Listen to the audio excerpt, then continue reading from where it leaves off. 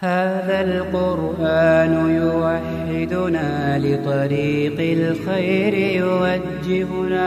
وَإِذْ قَالَ رَبُّكَ لِلْمَلَائِكَةِ إِنِّي جَاعِلٌ فِي الْأَرْضِ خَلِيفَةً قَالُوا وَتَجْعَلُ فِيهَا مَنْ يُفْسِدُ فِيهَا وَيَسْفِكُ الدِّمَاءَ وَنَحْنُ نُسَبِّحُ بِحَمْدِكَ وَنُقَدِّسُ لَكَ قَالَ إِنِّي أَعْلَمُ مَا لَا تَعْلَمُونَ. صدق اللہ العظیم.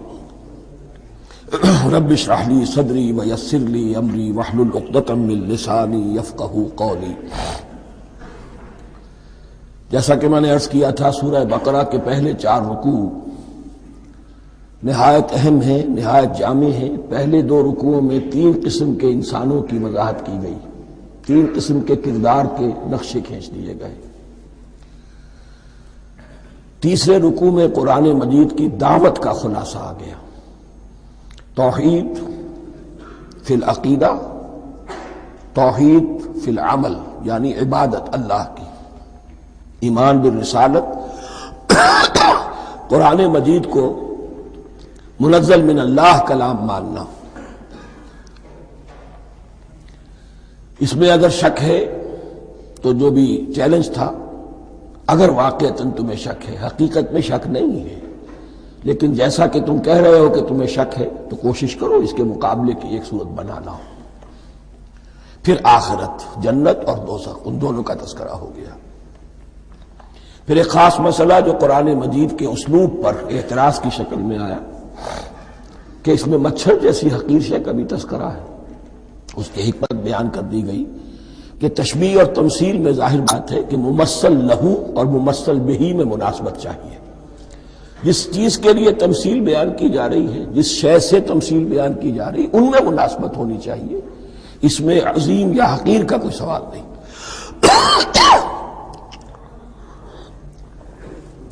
پھر یہ بات کہ جن لوگوں کے دلوں میں زیغ ہے، کجی ہے، وہ اس قرآن سے بھی ان کی ضلالت میں، گمراہی میں اضافہ ہوگا. جو لوگ طالب حق ہیں ان کو یہ قرآن مجید ہدایت دے گا. اور کن کو اللہ گمراہ کرتا ہے؟ جو سرکش ہے، جو نمبر 1 اللہ سے جو عہد کر کے دنیا میں آئے تھے اس کی خلاف ورزی کر رہے ہیں اور صلہ رحمی کے بجائے قطع رحمی کرتے ہیں. اس کے بعد ایک بہت اہم فلسفیانہ بات آ گئی اور اسی کے ضمن میں نے اصل میں یہ ساری بات دہرائی ہے. میں نے کہا تھا کہ یہ بات واضح ہوگی آگے جا کر سورہ غافر میں. پھر ذہن میں لائیے کہ جب یہ سورت نازل ہوئی ہے، سورہ غافر نازل ہو چکی تھی، لہذا یہاں اجمالی تذکرہ ہے، وہاں تفصیلی تذکرہ ہے. اہل جہنم کا قول نقل ہوا ہے، ربنا امتنا اثنتین واحییتنا اثنتین فاعترفنا بذنوبنا فہل الی خروج من سبیل. اے اللہ، تو نے 2 مرتبہ ہم پر موت وارد کی، 2 مرتبہ ہمیں زندہ کیا، اب ہم نے اپنے قصور تسلیم کر لیے، تو اب یہاں سے بھی کوئی اور مرحلہ ہے یا نہیں؟ یہاں سے نکلنے کا بھی کوئی راستہ ہے یا نہیں؟ اس سے حقیقت یہ واضح ہوئی، انسان کی تخلیق اول ہوئی عالم ارواح میں، صرف ارواح کی حیثیت سے. اور حدیث میں آتا ہے الارواح جنود مجندہ، لشکروں کی شکل، تمام انسان. ان سے عہد لیا گیا الست بربکم قالوا بلا، پھر سلا دیا گیا ارواح کو. یہ گویا کہ پہلی موت تھی جو ہم گزار آئے. پھر عالم خلق کا مرحلہ آیا. عالم خلق میں یہ تناسل کے ذریعے سے رحم مادر میں جب ایک جنین تیار ہوتا ہے تو ایک حدیث ہے حضرت عبداللہ ابن مسعود سے، 4 مہینے کا جب جنین ہو جاتا ہے تو اس کے بعد وہ روح لا کر اس میں پھونک دی جاتی ہے.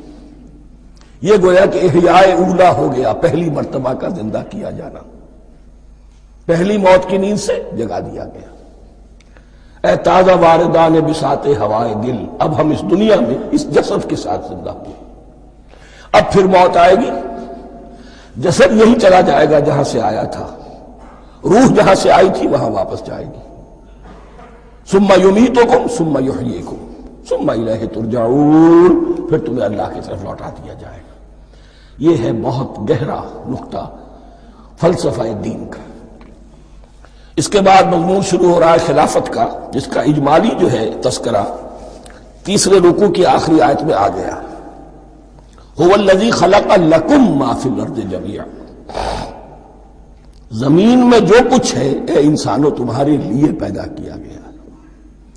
اسی کے ساتھ جڑتا ہوا مضمون اب خلافت کا آ رہا ہے۔ وَإِذْ قَالَ رَبُّكَ لِلْمَلَائِكَةِ إِنِّي جَاعِلٌ فِي الْأَرْضِ خَلِيفَةً، اور یاد کرو جب کہ کہا تھا تمہارے رب نے فرشتوں سے، میں بنانے والا ہوں زمین میں ایک خلیفہ۔ اب خلیفہ کی حقیقت کو سمجھیے، خلیفہ کسے کہتے ہیں؟ نائب۔ عام طور پر لوگوں کو مغالطہ ہوتا ہے کہ خلیفہ جانشین جو ہے وہ تو کسی کے موت کے بعد ہوتا ہے، زندگی میں تو نہیں ہوتا۔ لیکن یہاں اصل میں ہمارے لیے بہت آسان ہے، انسان کی جو اصل حقیقت ہے اس دنیا میں اس کو سمجھنے کے لیے یوں سمجھیے کہ ہم آج سے 50 سال پہلے انگریز کے غلام تھے۔ ہمارا بادشاہ یا ملکہ انگلستان میں تھا یا تھی، دہلی میں وائس رائے ہوتا تھا۔ وائس رائے کا کام کیا ہے؟ جو حکم آیا ہے ہز میجسٹیز گورنمنٹ کا یا ہر میجسٹیز گورنمنٹ کا جو حکم آیا ہے بلا چون و چرا، بغیر کسی تغیر اور تبدل کے نافذ کرے۔ ہاں جہاں کوئی حکم وہاں سے نہیں ہے تو یہاں کے حالات میں بہترین اپنی رائے قائم کرے، غور و فکر کرے، یہاں کی مصلحتیں کیا ہے، جو چیز بھی امپائر کی مصلحت میں ہو اس کے مطابق فیصلہ کر سکتا ہے۔ بین ہی یہی رشتہ ہے۔ اللہ ہے لیکن اللہ نے اپنے آپ کو غیب کے پردے میں چھپا لیا ہے۔ زمین پر انسان ہے، اب انسان کا کام یہ ہے جو ہدایت آ رہی ہے اللہ کی طرف سے اس پر تو بے چون و چرا عمل کرے۔ جہاں کوئی ایکسپریس ہدایت نہیں ہے، کوئی واضح ہدایت نہیں ہے، وہاں اپنے بس ججمنٹ کو ایکسرسائز کرے، اسی کا نام اجتہاد ہے۔ غور و فکر کرے، سوچے، اور جو بات روح دین کے زیادہ سے زیادہ مطابقت رکھنے والی ہو اس کو اختیار کر لے۔ بین ہی یہی رشتہ ہے در حقیقت، رشتہ خلافت کہ جو اللہ اور انسان کے مابین ہے۔ اب یہ جو دی گئی ہے یہ حیثیت تمام انسانوں کو دی گئی ہے۔ پوٹینشلی ہر انسان اللہ کا خلیفہ ہے، لیکن جو اللہ کا باغی ہو جائے، جو خود حاکمیت کا مدعی ہو گیا، گویا کہ وہ باغی ہے۔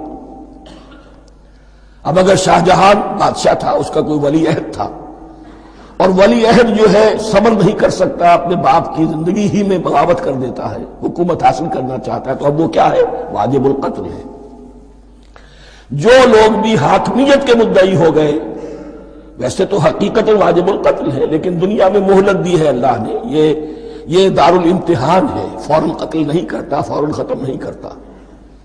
وَلَوْلَا كَلِمَةٌ سَبَقَتْ مِن رَبِّكَ إِلَىٰ أَجَلٍ مُّسَمًّى لَقُضِيَ بَيْنَهُمْ، اگر یہ پہلے بات طے نہ ہو چکی ہوتی، ایک وقت معین تک کے لیے انہیں مہلت اللہ نے نہ دی ہوتی تو اللہ فیصلہ چکا دیتا، لیکن مہلت دی ہے۔ لیکن کم سے کم اتنی سزا ملتی ہے کہ اب وہ خلافت کے حق سے محروم کر دیے گئے۔ گویا کہ اب خلافت دنیا میں ہوگی خلافت المسلمین، صرف وہی شخص کہ جو اللہ کو مانے اپنا حاکم مطلق، وہ خلافت کا اہل ہے۔ تو یہ چند باتیں خلافت کی اصل حقیقت کے ضمن میں یہیں پر سمجھ لیجیے۔ وَإِذْ قَالَ رَبُّكَ لِلْمَلَائِكَةِ إِنِّي جَاعِلٌ فِي الْأَرْضِ خَلِيفَةً قَالُوا أَتَجْعَلُ فِيهَا مَن يُفْسِدُ فِيهَا وَيَسْفِكُ الدِّمَاءَ وَنَحْنُ نُسَبِّحُ بِحَمْدِكَ وَنُقَدِّسُ لَكَ۔ اور یاد کرو جب کہ تمہارے رب نے کہا تھا فرشتوں سے کہ میں زمین میں خلیفہ بنانے والا ہوں، تو انہوں نے کہا کہ کیا تو بنائے گا اس میں جو فساد مچائے گا اس میں اور خوریزی کرے گا۔ وَنَحْنُ نُسَبِّحُ بِحَمْدِكَ وَنُقَدِّسُ لَكَ، ہم آپ کی تسبیح اور تحمید اور آپ کی تقدیس میں لگے ہوئے ہیں۔ قَالَ إِنِّي أَعْلَمُ مَا لَا تَعْلَمُونَ، فرمایا میں جانتا ہوں جو تم نہیں جانتے۔ اب یہاں سوال پیدا ہوتا ہے کہ فرشتوں کو یہ گمان کیسے ہوا، یا یہ خیال کیسے ہوا؟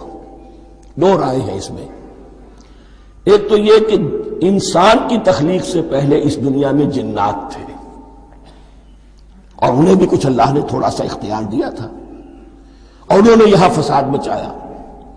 انہی پر قیاس کرتے ہوئے فرشتوں نے سمجھا کہ انسان بھی پھر زمین میں فساد مچائے گا، خوریزی کرے گا۔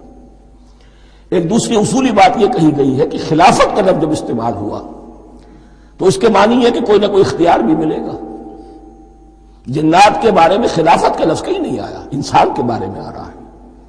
خلیفہ بالکل بے اختیار نہیں ہوتا، جیسا کہ میں نے عرض کیا، جہاں واضح حکم ہے تو اس کی تو تنفیذ، جہاں نہیں ہے وہاں اپنی رائے سے جتنا بھی بہتر سے بہتر سوچ سکتا ہو انسان رائے قائم کرے۔ یہ اختیار جو ہے، ظاہر بات ہے جہاں اختیار ہوگا صحیح استعمال ہونے کا بھی امکان ہے، غلط استعمال ہونے کا بھی امکان ہے۔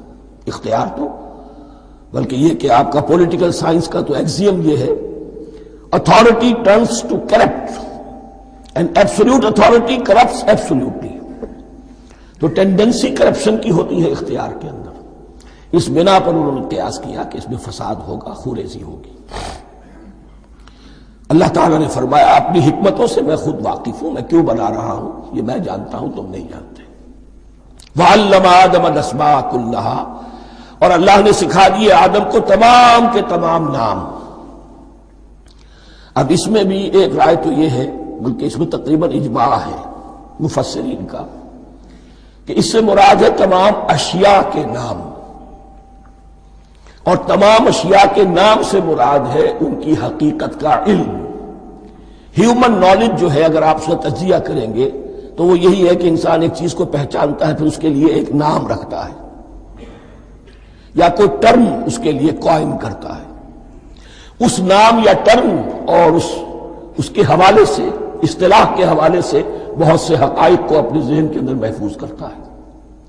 تو گویا کہ ان علمہ آدم الاسماء کلہا، تمام نام سکھا دیے کل مادی کائنات کے اندر جو کچھ وجود میں آنے والا تھا، ان سب کی حقیقت سے پوٹینشلی حضرت آدم کو آگاہ کر دیا۔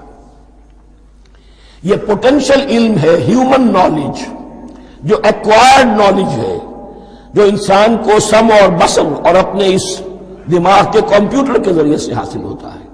ایک ہے ریویلڈ نالج جو اللہ وحی کے ذریعے سے بھیجتا ہے، ایک ہے ایکوائرڈ نالج، انسان خود علم حاصل کرتا ہے۔ اس نے آنکھوں سے دیکھا، کان سے سنا، نتیجہ نکالا، اور اس کمپیوٹر نے اس کو پروسیس کیا، اس نتیجے کو کہیں میموری کے اندر سٹور کر لیا۔ یہ کمپیوٹر ہے بہت بڑا۔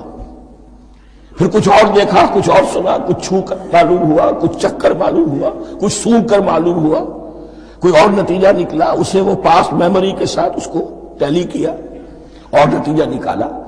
اس طرح رفتہ رفتہ ان السمع والبصر والفؤاد کل اولئک کان عنہ مسئولا، یہ ایکوائرڈ نالج تین چیزوں سے انسان کو حاصل ہو رہا ہے، سماعت، بصارت اور یہ عقل، جو فائدہ اخذ کرتی ہے، جو اس کو پروسیس کرتی ہے، اس تمام جو سینس ڈیٹا اس کو مہیا ہوتا ہے سینس آرگنز کے ذریعے سے۔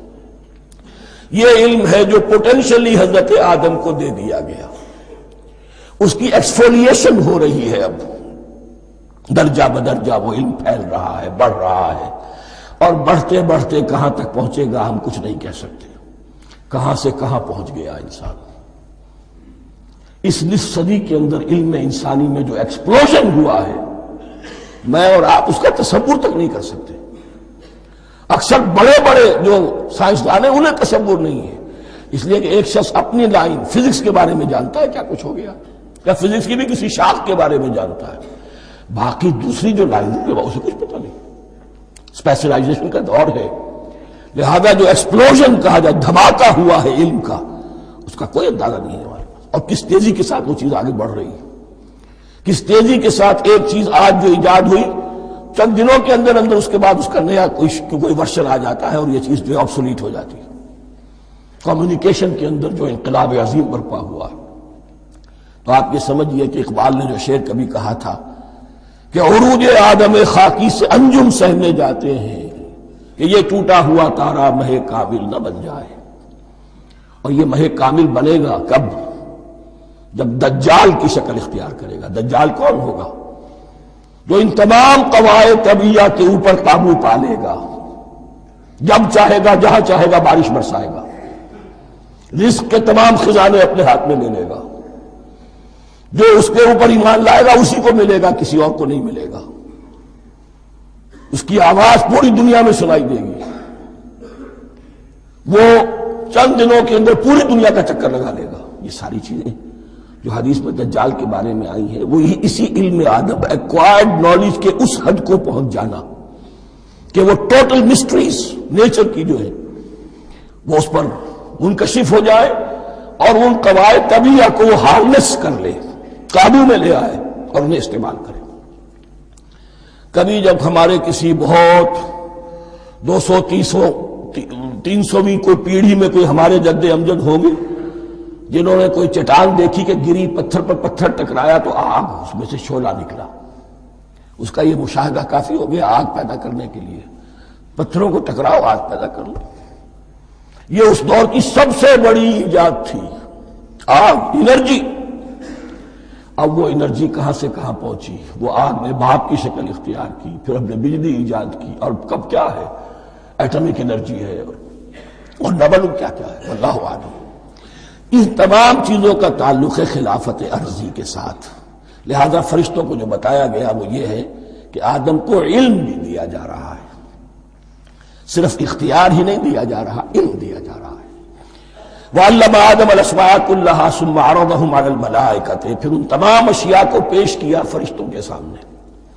فَقَالَ أَنبِئُونِي بِأَسْمَاءِ هَؤُلَاءِ، اور فرمایا کہ مجھے بتاؤ ان چیزوں کے نام، ان کنتم صادقین، اگر تم سچے ہو۔ قالوا سبحانک لا علم لنا الا ما علمتنا، انہوں نے کہا پروردگار تو پاک ہے ہر نقص سے، ہر عیب سے، ہر ضعف سے، ہر احتیاج سے، مبرہ ہے، منزہ ہے، اعلیٰ ہے، عرفہ ہے۔ لا علم لنا الا ما علمتنا، ہمیں کوئی علم حاصل نہیں سوائے اس کو جو تم نے ہمیں سکھا دیا ہے۔ اس کی تعبیر یہی بہتر معلوم ہوتی ہے کہ ملائکہ کی حیثیت در حقیقت اس کائناتی جو حکومت ہے اللہ کی، آفاقی حکومت، اس کے کارندوں کی ہے، یا اس کے سول سرونٹس ہیں، تو ہر ایک کو صرف اس کے شعبے کے متعلق علم دیا گیا ہے، علم جامع نہیں ہے، تمام چیزوں کا علم یہ معلوم کرنے کی استعداد ان کے پاس نہیں ہے۔ کوئی فرشتہ فرض کیجئے بارش کے اوپر مامور ہے، کوئی پہاڑوں پر مامور ہے، جس کا ذکر سیرت میں آتا ہے کہ جب طائف میں حضور پر پتھراؤ ہوا ہے تو اس کے بعد ایک فرشتہ حاضر ہوا ہے کہ میں ملک الجبال ہوں، اللہ نے مجھے پہاڑوں پر مامور کیا ہوا ہے، آپ اگر فرمائیں تو جن لوگوں نے آپ کو ستایا ہے، یہ جو طائف جن دو پہاڑوں کے درمیان یہ وادی ہے، ان کو آپس میں ٹکرا دو کہ یہ پس کر اور سرما بن جائے۔ آپ نے فرمایا نہیں، کیا عجب، اللہ تعالیٰ ان کی اگلی نسلوں کو ہدایت دے دے۔ تو فرشتے ہیں، کوئی پہاڑوں پر مامور ہے، کوئی کسی خدمت پر مامور ہے، ان کو علم دیا گیا ہے صرف انہی کی اپنی جو بھی فرائض منصبی ہیں ان کے شعبے سے متعلق، کل نہیں۔ جامعیت جو ہے علم کی وہ ہے کہ جو حضرت آدم علیہ السلام کو پوٹینشلی دے دی گئی اور جو اب بڑھتے بڑھتے ایک بہت پیراور درخت بن چکا ہے۔ سبحانک لا علم لنا الا ما علمتنا انک انت العلیم الحکیم، یقیناً آپ ہی کی ذات ہے جو کل کے کل علم کی حامل ہے اور جس کے اوپر حکمت بھی، جس کی حکمت بھی کامل ہے، باقی تو ہر مخلوق میں سے ہر ایک کا علم ناقص رہے گا۔ العلیم، کل علم کا جاننے والا تو ہی ہے، الحکیم، کل حکمت وہ تو تیرے ہی پاس ہے۔ قال یا آدم انبئہم باسمائہم، اللہ نے فرمایا کہ آدم ان کو بتاؤ ان کے نام۔ فلما انباہم باسمائہم، تو جب انہوں نے بتا دیے ان کو، فرشتوں کو، ان کے نام، قال الم اقل لکم انی اعلم غیب السماوات والارض، تو اللہ نے فرمایا کہ میں نے کہا نہیں تھا کہ میں جانتا ہوں آسمانوں اور زمین کی تمام غائب چیزوں کو جو تمہاری نگاہوں سے بھی اوجھل ہے، غیب، میں ہر شے کا جاننے والا ہوں۔ وَأَعْلَمُ مَا تُبْدُونَ وَمَا كُنتُمْ تَكْتُمُونَ، اور میں جانتا ہوں جو کوئی تم ظاہر کر رہے تھے اور جو کوئی تم چھپا رہے تھے۔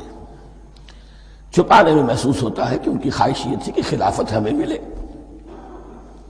ہم خدام ادب ہیں، ہر وقت تسبیح و تحمید اور تقدیس میں مصروف ہیں، جو حکم ملتا ہے بجا لاتے ہیں، تو یہ خلافت کسی اور مخلوق کو کیوں ملے؟ یہاں صرف یہ اور بتا دوں کہ یہ چونکہ اب ایک تیسری مخلوق کا ذکر بھی بعد میں آئے گا، 3 صاحب تشخص مخلوقات ہیں اللہ کی، صاحب تشخص، صاحب شعور، جن میں کا شعور ہے، انا، میں۔ ایک ملائکہ ہے، ان کی تخلیق نور سے ہوئی ہے۔ ایک انسان ہے جن کی تخلیق گارے سے ہوئی ہے۔ ایک جنات ہیں جن کی تخلیق آگ سے ہوئی ہے۔ باقی حیوانات ہیں، ان میں شعور تو ہے، خود شعوری نہیں ہے۔ Self consciousness, there is a world of difference between consciousness and self consciousness. انسان جب دیکھتا ہے تو اس کو یہ بھی معلوم ہے میں دیکھ رہا ہوں۔ کتا بلہ دیکھتا ہے، اسے یہ اندازہ نہیں ہوتا کہ میں دیکھ رہا ہوں، دیکھنے کا ایک نتیجہ ہے جو نکل آتا ہے، لیکن میں کا وجود نہیں ہے۔ یہ انا، سیلف، ایگو، یہ انسان میں ہے، جنات میں ہے، شعور میں، اور فرشتوں میں ہے۔ ایک نوری مخلوق، ایک ناری مخلوق، ایک زمین کے اس کرسٹ میں، یہ جو مٹی اور گارے، مٹی کا اور پانی کا جو ملغوبہ ہے گارے کی شکل میں، اس سے بنا ہے۔ قال يا آدم انبئهم بأسمائهم فلما انبأهم بأسمائهم قال ألم أقل لكم إني أعلم غيب السماوات والأرض وأعلم ما تبدون وما كنتم تكتمون وإذ قلنا للملائكة اسجدوا لآدم فسجدوا إلا إبليس۔ اور یاد کرو جب کہ ہم نے کہا فرشتوں سے سجدہ کرو سب کے سب آدم کو، جھک جاؤ آدم کے سامنے، فسجدوا، ان سب نے سجدہ کیا، الا ابلیس، سوائے ابلیس کے۔ پہلی بات تو یہ سمجھیے کہ تمام ملائکہ کے سجدے کی ضرورت کیا تھی؟ کیا یہ صرف تعظیماً تھا؟ اور تعظیماً اگر تھا تو کیا آدم خاکی کی تعظیم تھی یا کسی اور شے کی تعظیم تھی؟ مکی صورتوں میں یہ بات 2 جگہ واضح کی گئی ہے۔ فَإِذَا سَوَّيْتُهُ وَنَفَخْتُ فِيهِ مِن رُوحِي فَقَعُوا لَهُ سَاجِدِينَ، جب میں اس آدم کی تخلیق مکمل کر لوں اور اس میں اپنی روح میں سے پھونک دوں، تب گر پڑنا اس کے سامنے سجدے میں۔ تعظیم اگر ہے تو آدم خاکی کی نہیں ہے، اس کے اندر جو ڈیوائن ایلیمنٹ ہے، جو ڈیوائن سپارک ہے، جو روح ربانی ہے، میری روح، اس کی ہے۔ اور نمبر 2، اس کی حکمت کیا ہے، علت کیا ہے، غرض و غایت کیا ہے؟ جیسا کہ میں نے عرض کیا، اس کائنات کی اس حکومت کے کارندے تو وہ ہیں۔ خلیفہ بنایا جا رہا انسان کو، جب تک یہ ساری سول سروس اس کے تابع نہ ہو، خلافت کیسے کرے گا؟ دیکھیے میں جانا چاہتا ہوں، چوری کرنے کے لیے جانا چاہتا ہوں، راستے میں کتنے فیکٹرز ہوں گے، کتنے فزیکل فینومینا ہوں گے۔ میں چلنا چاہتا ہوں، میں زمین کو دھکیلتا ہوں، زمین مجھے دھکیلتی ہے، زمین مجھے نہ دھکیلے تو میں کیسے چلوں گا؟ یہ پوری کائنات جو ہے، یہ جب ہم کو ارادہ کرتے ہیں اور کوئی فیل کرتے ہیں تو اس فیل کے پورے ہونے میں، اس کے ظہور میں نہ معلوم کون کون سے ایلیمنٹس ہیں، کون کون سی فورسز آف دی نیچر ہیں جو ہمارے ساتھ موافقت کرتی ہے تو ہم وہ کام کر سکتے ہیں۔ اور ان سب پر فرشتے مامور ہیں، ہر ایک کی اپنی ڈومین ہے۔ اگر وہ تابع نہ ہوں تو خلافت کی کوئی معنی نہیں۔ خلافت دی گئی ہے، یہ ادھر جانا چاہتا ہے جانے دو، یہ نماز کے لیے مسجد میں جانا چاہتا ہے جانے دو، یہ چوری کے لیے نکلا ہے نکلنے دو، اس لیے کہ اس کو جو اختیار دیا گیا ہے، اس کے اختیار کے استعمال میں یہ تمام جو قوتیں ہیں وہ اس کے ساتھ موافقت کرتی ہیں، تب اس کا کوئی ارادہ، وہ اچھا ہو یا برا، وہ پایہ تکمیل کو پہنچ سکتا ہے۔ یہ گویا کہ سبارڈینیشن اس کے لیے سمبل کہ تمام فرشتوں کو جھکا دیا گیا۔ البتہ اس آیت میں ایک مغالطہ پیدا ہوتا ہے، الا ابلیس، سوائے ابلیس کے۔ مغالطہ یہ پیدا ہوتا ہے کہ شاید وہ بھی فرشتہ تھا، اس لیے کہ حکم تو فرشتوں کو دیا گیا تھا، پھر نوٹ کیجئے اس سے پہلے، بہت پہلے سورہ کہف نازل ہو چکی ہے، اور سورہ کہف میں فرما دیا گیا ہے کان من الجن ففسق عن امر ربی، وہ جن تھا بس اس نے سرکشی کی اپنے رب کے حکم سے۔ فرشتے کی شان یہ نہیں ہے، وہ اللہ کے کسی حکم کی سرتابی نہیں کرتا۔ لا یعصون اللہ ما امرہم ویفعلون ما یؤمرون، وہ اللہ کے کسی حکم کی نافرمانی نہیں کرتے اور جو حکم ملتا ہے بجا لاتے۔ یہ جنات کے اندر اختیار تھا، جیسے اختیار انسانوں کو دیا گیا ہے۔ جنات میں نیک بھی ہیں، بد بھی ہیں، اعلیٰ بھی ہیں، ادنا بھی ہیں، جیسے انسانوں میں۔ لیکن یہ عزازیل جو جن تھا، علم اور عبادت دونوں کے اعتبار سے بہت بلند ہو گیا تھا، اور یہ فرشتوں کا یوں سمجھیے کہ ہم نشین، فرشتوں کے ساتھ اس طور سے شامل، جیسے بہت سے انسان بھی اگر اپنی بندگی میں، زہد میں، عبادت میں، نیکی میں ترقی کریں تو ان کا ملائے اعلیٰ کے ساتھ، عالم ارواح کے ساتھ، عالم ملائکہ کے ساتھ ایک رابطہ قائم ہوتا ہے۔ اسی طریقے سے وہ جو عزازیل تھا جن ہونے کے باوجود اپنی نیکی، عبادت، پارسائی اور اپنے علم میں فرشتوں سے بہت آگے تھا، اس لیے معلم الملکوت کی شکل اختیار کر چکا تھا۔ اس کو اپنی زون تھا، یہ بات جیسا کہ میں نے عرض کیا 7 مرتبہ قرآن میں یہ بات آئی ہے، قصہ ابلیس و آدم، کہ فرشتوں کو حکم ہوا کہ سجدہ کرو، سب جھک گئے، ابلیس نے سجدے سے انکار کر دی 7 مرتبہ۔ یہ 7ویں مرتبہ ہے جو ہم پڑھ رہے ہیں، مصحف میں پہلی مرتبہ آ رہا ہے، ترتیب نزول میں 7ویں مرتبہ آ رہا ہے۔ یہ آدم و ابلیس کا قصہ اس سے آگے سورہ اعراف میں آئے گا، پھر سورہ ہجر میں آئے گا، سورہ بنی اسرائیل میں آئے گا، سورہ کہف میں آئے گا، سورہ طٰہٰ میں آئے گا، سورہ صاد میں آئے گا، 6 مرتبہ مکی قرآن میں، 1 مرتبہ یہاں۔ تو یہاں اشارہ نہیں کیا، اس لیے مغالطہ ہو سکتا ہے، لیکن یہ کہ سورہ کہف میں آپ کو بتا چکا ہوں کان من الجن ففسق عن امر ربی، اس نے اپنے رب کے حکم سے سرتابی کی۔ نام اس کا عزازیل تھا، ابلیس اس کا صفاتی نام ہے اب، اس لیے کہ اب لسیبلسو کے معنی ہوتے ہیں مایوس ہو جانا، یہ اللہ کی رحمت سے بالکل مایوس ہے، اور مایوس جو ہو جائے وہ شیطان ہو جاتا ہے۔ اب میرا تو چھٹکارا نہیں ہے، جتنوں کو برباد کر سکوں کروں، میری تو عاقبت خراب ہو چکی ہے، جتنوں کو اپنے ساتھ، ہم تو ڈوبے ہیں سنم، تم کو بھی لے ڈوبیں گے۔ اب وہ شیطان اس معنی میں کہ انسان کی عداوت اس کی گھٹی میں پڑ گئی، اس نے اللہ سے پھر اجازت بھی لی کہ مجھے مہلت دے دے، یوم یبعثون، قیامت تک کے دن کے لیے، تو میں ثابت کر دوں گا کہ یہ آدم اس رتبے کا حقدار نہ تھا، مستحق نہ تھا جو اسے دیا گیا۔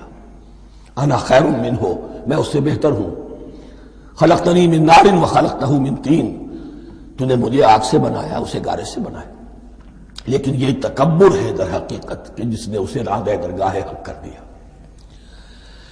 وَإِذْ قُلْنَا لِلْمَلَائِكَةِ اسْجُدُوا لِآدَمَ فَسَجَدُوا إِلَّا إِبْلِيسَ أَبَىٰ وَاسْتَكْبَرَ، ابا اس نے انکار کیا، واستکبر اور تکبر کیا، استکبار کیا، وَكَانَ مِنَ الْكَافِرِينَ۔ کانا عربی زبان میں 2 طرح کا ہوتا ہے، تامہ، ناقصہ۔ ایک معنی یہ ہو سکتے ہیں کہ ہو گیا، اب اپنے اس استکبار اور انکار کی وجہ سے کانا من الکافرین، وہ کافروں میں سے ہو گیا۔ ایک کانا تامہ ہوتا تھا ہی کافروں میں سے، یعنی اس کے اندر سرکشی چھپی ہوئی تھی، اب ظاہر ہو گئی۔ یہ معاملہ ہوتا ہے، کسی شخص کی بدنیت ہی اس کے اوپر پردے پڑے رہتے ہیں نیکی کے، زہد کے، کسی خاص وقت میں آ کر وہ ننگا ہو جاتا ہے، اور جو اس کے اندر تھا اصل، اس کی حقیقت، وہ سامنے آ جاتی ہے۔ اس کا امکان ہے، تو دونوں معنی اس کے ہو سکتے ہیں۔ وَقُلْنَا يَا آدَمُ اسْكُنْ أَنْتَ وَزَوْجُكَ الْجَنَّةَ، اور ہم نے کہا کہ اے آدم رہو تم اور تمہاری بیوی جنت میں۔ اب یہ جنت کون سی ہے؟ اکثر حضرات کے نام کر کے نزدیک یہ جنت کہیں آسمان ہی میں تھی، آسمان ہی میں حضرت آدم کی تخلیق ہوئی۔ البتہ یہ سب مانتے ہیں کہ ایک وہ جنت الفردوس جو ہے، جس میں جانے کے بعد پھر واپس نکلنے کا کوئی امکان نہیں، یہ وہ جنت نہیں ہے، جس میں کہ آخرت میں لوگوں کو جا کر داخل ہونا ہے، اس میں داخل ہونے والے کے نکلنے کا کوئی امکان نہیں۔ ایک رائے یہ بھی ہے، میرا رجحان اس رائے کی طرف ہے، تخلیق آدم اسی زمین پر ہوئی ہے، وہ جن مراحل سے گزری ہے تخلیق وہ ایک علیحدہ مسئلہ ہے۔ بایولوجی اور وحی دونوں اس پر متفق ہیں کہ مٹی سے، کرسٹ آف دی ارتھ سے انسان بنا ہے، اس پر اتفاق ہے، قرآن کا بھی اور بایولوجی کا بھی، جدید علم الحیوانات کا بھی، علم الحیات کا۔ سٹیجز کیا ہیں اس میں اختلاف ہو سکتا ہے، اس کو چھوڑ دیجئے، وہ اس وقت کا بحث نہیں۔ یہی کسی اونچے مقام پر کوئی سرسبز و شاداب علاقہ تھا جہاں حضرت آدم کو رکھا گیا، جہاں ہر طرح کے میوے تھے، ہر شے، لا تظمأ فیہا ولا تضحیٰ، نہ اس میں بھوک لگے گی، نہ دھوپ تمہیں ستائے گی، ہر طرح کی چیز تمہیں فراہم ہے۔ وہاں رکھے گئے ہیں صرف ایک ڈیمانسٹریشن کے لیے کہ انہیں نظر آ جائے کہ شیطان میرا دشمن ہے، وہ مجھے ورغلائے گا، طرح طرح سے میرے اندر وسوسہ اندازی کرے گا، میرے اور میری اولاد کے، صرف ایک ڈیمانسٹریشن۔ اس کی مثال یوں سمجھیے کہ سلیکشن تو ہو گیا، سی ایس پی گریڈ میں کوئی شخص آ گیا ہے، لیکن اب وہ سول سروس اکیڈمی میں رکھا جا رہا ہے۔ تو یہ کوئی اکیڈمی ہو سکتا ہے اسی زمین پر، وہ صرف بتانا یہ تھا کہ تمہیں معلوم ہو جائے کہ یہ شیطان تمہارا دشمن ہے۔ اس لیے کہ اس میں جو ایک لفظ حبوط کا آ رہا ہے، وہ حبوط صرف ایک ہی معنی میں نہیں ہوتا، دوسری معنی میں بھی ہے۔ واللہ عالم، یہ چیزیں پھر متشابہات میں رہیں گی، اس لیے ان کے بارے میں کوئی ایک رائے دوسری رائے، اس کے لیے ذہن سے، عقل سے بات کر کے ایک یا دوسری رائے اختیار کر سکتے ہیں۔ وَقُلْنَا يَا آدَمُ اسْكُنْ أَنْتَ وَزَوْجُكَ الْجَنَّةَ، اور ہم نے کہا کہ رہو اے آدم، تم بھی اور تمہاری بیوی بھی باغ میں، اس باغ میں، الجنہ، اس باغ میں، گویا کہ اشارہ کیا جا رہا ہے۔ وَكُلَا مِنْهَا رَغَدًا حَيْثُ شِئْتُمْ، اور کھاؤ اس میں سے با فراغت جہاں سے چاہو، ہر طرح کا پھل ہے کھاؤ۔ وَلَا تَقْرَبَا هَٰذِهِ الشَّجَرَةَ، یہاں پہ اس درخت کا نام نہیں دیا گیا، اشارہ، اس درخت کے قریب مت جانا۔ فَتَكُونَا مِنَ الظَّالِمِينَ، تو تم ظالموں میں سے ہو جاؤ گے، تم حد سے گزرنے والوں میں سے ہو جاؤ گے۔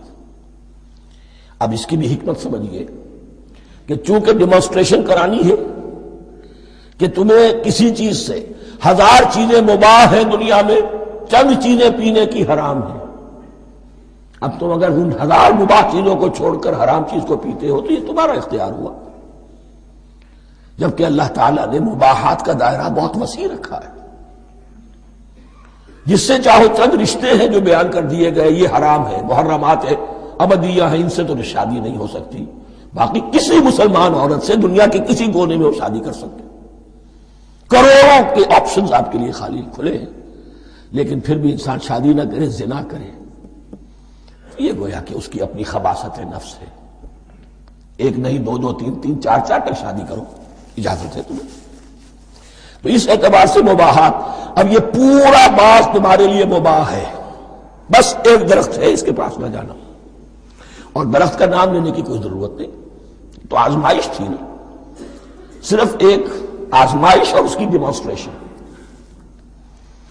فَأَزَلَّهُمَا الشَّيْطَانُ عَنْهَا، تو پھسلا دیا ان دونوں کو شیطان نے اس درخت کے بارے میں۔ اب وہ کس کس طریقے سے پھسلایا، یہ بھی جیسا کہ میں نے عرض کیا 6 مرتبہ چونکہ یہ قصہ آ چکا ہے، اس کی آپ کو سورہ طٰہٰ میں تفصیل ملے گی، کس کس طریقے سے پھسلایا اور اس بات کے لیے تیار کیا۔ فَأَخْرَجَهُمَا مِمَّا كَانَا فِيهِ، تو نکلوا دیا ان دونوں کو اس کیفیت میں سے جس میں کہ وہ تھے، وہ کیفیت کہ نہ کوئی مشقت ہے، نہ کوئی محنت ہے، اور انسان کو ہر طرح کا اچھے سے اچھا پھل مل رہا ہے، تمام ضروریات فراہم ہیں، اور خاص کوئی حلہ جنت ہے جس کا کہ لباس بھی عطا کیا گیا ہے، لیکن ان کیفیات سے اب نکال کر، اب جسے آپ کہیں گے bitter facts of life، اچھا اب جاؤ، یہ ڈیمانسٹریشن کرنی تھی، ہو گئی، شیطان تمہارا دشمن ہے، تمہارا اور تمہاری نسل کا، شیطان لعین، اور وہ تمہیں پھسلائے گا جیسے آج پھسلایا ہے۔ تم آگاہ رہنا اس کی شرارتوں سے، ان الشیطان لکم عدو فاتخذوہ عدوا، یہ شیطان تمہارا دشمن ہے، اسے اپنا دشمن ہی سمجھو، لیکن یہ ہے کہ اگر کچھ لوگ اسے دوست بنا لیں، اس کے ایجنٹ بن جائیں، اس کے کارندے بن جائیں، یہ ان کا چوائس ہے جس کی سزا انہیں ملے گی۔ فَأَخْرَجَهُمَا مِمَّا كَانَا فِيهِ وَقُلْنَا اهْبِطُوا بَعْضُكُمْ لِبَعْضٍ عَدُوٌّ، اور ہم نے کہا اترو، تم سب ایک دوسرے کے دشمن ہوگے۔ اب یہ چونکہ جمع کا صیغہ آیا ہے، ایک دوسرے کے دشمن ہوگے، تو ایک دشمنی تو شیطان اور آدم اور ذریت آدم کی ہے، ایک اور دشمنی بھی ہے جو انسان میں مرد اور عورت کے مابین ہے۔ عورت بھی پھسلاتی ہے، غلط راستے پر ڈالتی ہے، مرد عورتوں کو گمراہ کرتے ہیں، عورتیں مردوں کو گمراہ کرتی ہیں۔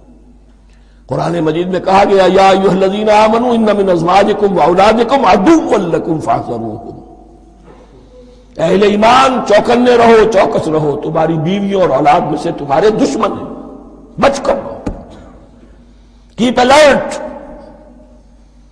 کہیں ان کی محبت تمہیں راہ حق سے منحرف نہ کر دے۔ تم ایک اچھا کام کرنا چاہتے ہو، بیوی رکاوٹ بن گئی، بیوی کو اچھا کام کرنا چاہتی، شوہر رکاوٹ بن گیا، تو یہ محبت نہیں ہے، یہ عداوت ہے۔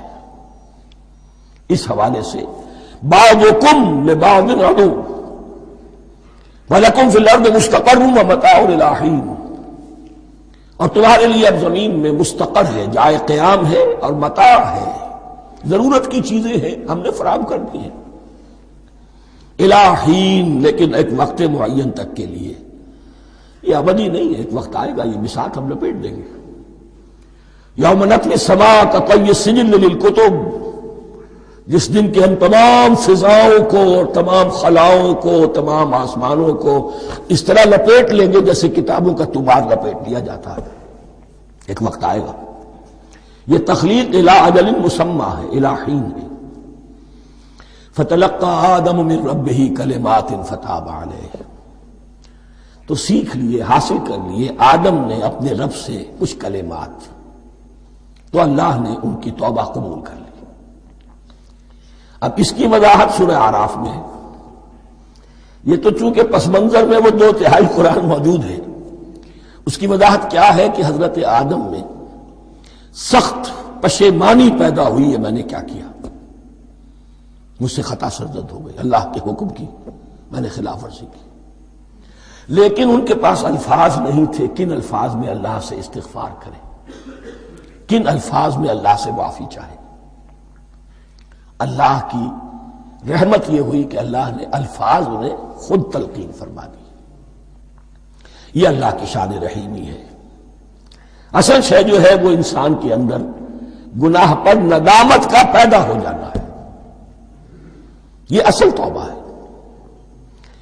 علامہ اقبال نے جو بڑی اپنی آغاز ان فوانش شباب میں جو اشعار کہے تھے، ان میں سے ایک شعر کو سن کر پھڑک اٹھے تھے اس وقت کے اساتذہ بھی۔ موتی سمجھ کے شان کریمی نے چن لیے، قطرے جو تھے میرے عرق انفعال کے، انفعال کہتے ہیں شرمندگی کو، شرمندگی سے میری پیشانی پر جو پسینے کے قطرے نمودار ہو گئے، میرے پروردگار کو وہ اتنے عزیز ہوئے، اس نے انہیں موتی کی طرح چن لیا۔ موتی سمجھ کے شان کریمی نے چن لیے، قطرے جو تھے میرے عرق انفعال کے، تو فتلقى آدم من ربہ کلمات، ان پر پچھتاوا ہوا، ندامت ہوئی، اللہ نے انہیں الفاظ، وہ الفاظ کیا تھے وہ سورہ اعراف میں ہیں، ربنا ظلمنا انفسنا وان لم تغفر لنا وترحمنا لنکونن من الخاسرین، اے اللہ ہم نے اپنی جانوں پر ظلم کیا ہے، اور اگر تو نے ہمیں بخش نہ دیا اور رحم نہ فرمایا تو ہم تو خسارہ والوں میں ہو جائیں گے، تباہ ہو جائیں گے، برباد ہو جائیں گے۔ یہی پر فوری تقابل موجود ہے۔ غلطی ابلیس سے بھی ہوئی، حکم سے سرتابی ہوئی، لیکن اس پر ندامت نہیں ہوئی، تکبر کی بنا پر اور اکڑ گیا، انا خیر منہ۔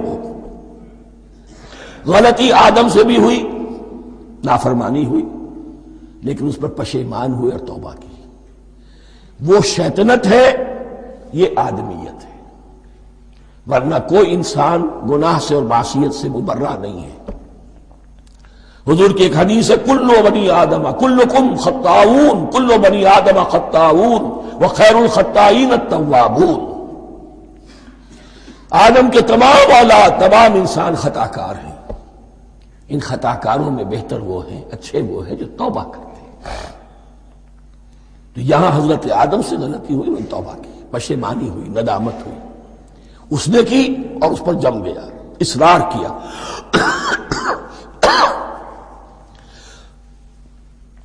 فتلقى آدم من ربه كلمات فتاب عليه انه هو التواب الرحیم۔ یقیناً وہی تو ہے بہت توبہ کو قبول فرمانے والا اور بہت رحم فرمانے والا۔ یہ نوٹ کیجئے گا، توبہ کا لفظ دونوں طرف سے آتا ہے، بندہ بھی تواب، وخیر الخطائین التوابون، تواب بندے بھی ہو گئے، تواب اللہ بھی ہے۔ اس کی اصل حقیقت کیا ہے؟ بندے نے خطا کی اور دور ہو گیا اللہ سے، اللہ نے اپنی رحمت کی نگاہ اس سے پھیر لی۔ بندے نے توبہ کی، اللہ پھر اپنی رحمت کے ساتھ اس کی طرف متوجہ ہو گیا۔ توبہ کے معنی پلٹنا۔ بندہ معصیت سے توبہ کر کے اپنی اصلاح کی طرف، بندگی کی طرف، اطاعت کی طرف پلٹ آیا۔ اللہ نے جو اپنی نظر رحمت پھیر لی تھی، اللہ نے پھر وہی اپنی شان غفاری اور رحیمی کے ساتھ بندے کی طرف توجہ فرما لی، جس کے لیے حدیث میں الفاظ آتے ہیں، تم اگر میری طرف بالشت بھراؤ گے میں ہاتھ بھراؤں گا، تم اگر چل کر آؤ گے میں دوڑ کر آؤں گا، ہم تو مائل بکرم ہے کوئی سائل ہی نہیں، راہ دکھلائیں کسے رہنم منزل ہی نہیں۔ وہ تو تواب ہے، بس فرق یہ ہے کہ تابہ بندے کے لیے ہوگا تو الہ ہوگا، تابہ الہ، انی تم تو الیک، اور جب اللہ کی طرف سے ہوگا تابہ علیہ، وہ اعلی ہوگا، اس پر توبہ کی، یعنی اللہ کی بلند شان ہے تو انسان توبہ کرتا ہے تو اس کی طرف توبہ کرتا ہے، اللہ کی شان کیا ہے، وہ توبہ کرتا ہے تو بندے پر اعلی، فتاب علیہ انہ هو التواب الرحیم۔ قلنا اہبطوا منہا جمیعا، ہم نے کہہ دیا اتر جاؤ اس سے اب تم سب کے سب، فَإِمَّا يَأْتِيَنَّكُم مِّنِّي هُدًى، اب یہاں لفظ آیا اہبطوا، یہاں بھی پہلے بھی آیا ہے۔ جو حضرات یہ سمجھتے ہیں کہ تخلیق آدم آسمانوں پر ہوئی ہے اور جنت بھی وہ آسمان میں ہے جہاں رکھے گئے تھے، آزمائشی یا ٹریننگ یا ڈیمانسٹریشن والی جنت، وہ یہاں حبوط کا ترجمہ کریں گے کہ آسمان سے زمین پر اترنے کا حکم دیا گیا۔ جو لوگ سمجھتے ہیں یہی کسی بلند مقام پر تھے، وہ کہتے ہیں کہ نیچے اترو، کسی بڑی اونچی سطح مرتفع پر اگر کوئی جگہ تھی تو اب نیچے اترو اور جاؤ، اب تمہیں زمین میں ہل چلانا پڑے گا، اب روٹی حاصل کرنے کے لیے یہ جو نعمتوں کے دسترخوان یہاں بچھے ہوئے تھے یہ اب تمہارے لیے نہیں ہے۔ اس کے لیے اس معنی میں اس لفظ کا استعمال جو ہے وہ آ جائے گا آگے چل کر اسی سورہ بقرہ کے اندر، کہ اس معنی میں بھی سورہ بقرہ کے 7ویں رکوع میں یہ لفظ استعمال ہوا ہے، تو امکان اس کا بھی ہے۔ بس اس سے آگے ادھر یا ادھر کی زیادہ بحث کرنے کا یہ موقع دورہ ترجمہ قرآن میں نہیں ہے۔ قُلْ اهْبِطُوا مِنْهَا جَمِيعًا فَإِمَّا يَأْتِيَنَّكُم مِّنِّي هُدًى فَمَن تَبِعَ هُدَايَ فَلَا خَوْفٌ عَلَيْهِمْ وَلَا هُمْ يَحْزَنُونَ، تو جب بھی آئے گی تمہارے پاس میری جانب سے کوئی ہدایت، تو جو کوئی میری ہدایت کی پیروی کرے گا اس کے لیے نہ خوف ہوگا اور نہ وہ حزن سے دوچار ہوگے۔ یہ ہے علم انسانی کا دوسرا گوشہ، ریویلڈ نالج۔ اس چوتھے رکوع کی جو حسن ہے اسے دیکھیے، شروع میں ایکوائرڈ نالج کا ذکر ہے جو پوٹینشلی حضرت آدم کی ذات میں رکھ دیا گیا، اور جو انسان نے پھر اپنی محنت سے ان السمع والبصر والفؤاد اس کے ذریعے سے آگے بڑھایا۔ یہ علم ہے چل رہا ہے، آج مغربی اقوام ہم سے بہت آگے ہیں، کبھی ایک زمانے میں مسلمان آگے نکل گئے تھے، لیکن ظاہر بات ہے کہ اس دنیا میں عروج تو انہی کو ہوگا جو ان چیزوں میں سب سے زیادہ جس کی آگہی حاصل ہوگی۔ البتہ ایک علم وہ ہے جو آسمان سے نازل ہوتا ہے، یہ گیون ہے، ریویلڈ نالج ہے، یہ وحی ہے۔ فَإِمَّا يَأْتِيَنَّكُم مِّنِّي هُدًى، تمہارے مقام خلافت کا تقاضا یہ ہے جو احکام ہمارے آئے، جو ہدایات ہم بھیجیں، ان کو تو پوری طریقے سے اس کی پیروی کرو۔ فمن تبع ہدایا، تو جو کوئی بھی میری ہدایت کی پیروی کرے گا، فلا خوف علیہم ولا هم يحزنون والذین کفروا، اور جو ناشکری کریں گے، کفر کریں گے، انکار کریں گے، وکذبوا بآیاتنا، اور ہماری آیات کو جھٹلائیں گے، فاولئک اصحاب النار هم فیہا خالدون، تو وہ جہنمی ہوں گے، آگ والے ہوں گے، اس میں ہمیشہ ہمیشہ رہیں گے۔ یہ ہے گویا کہ چارٹر،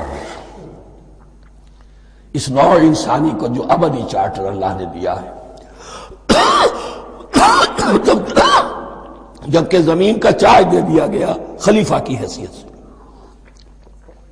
یہاں یہ 4 رکوع جو ہے سورہ بقرہ کے، جو میں نے عرض کیا تھا، قرآن کی دعوت، قرآن کا بنیادی فلسفہ، اس پر یہ جام ہے، اور یہ مکی صورتوں کے مضامین کا خلاصہ۔ اب یہاں سے شروع ہو رہا ہے 5ویں رکوع سے مسلسل 10 رکوع، مسلسل خطاب ہے بنی اسرائیل سے۔ البتہ ان میں ایک تقسیم ہے، پہلے رکوع میں دعوت ہے۔ دعوت جب ہوتی ہے تو آمادہ کرنا، تشویق، ترغیب، دلجوئی، نرمی، یہ دعوت کے اجزاء لا ينفک ہیں، اس کے بغیر دعوت مؤثر نہیں ہوتی۔ لہذا ان 7 آیات میں یہ یوں سمجھیے کہ ان 10 رکوعوں کے لیے یہ بمنزلہ فاتحہ ہے، جیسے سورہ فاتحہ 7 آیتوں کی، ایسے ہی اس دعوت سابقہ امت مسلمہ کو دعوت دی جا رہی ہے۔ تو کس طرح دی جا رہی ہے؟ یہ کون تھے؟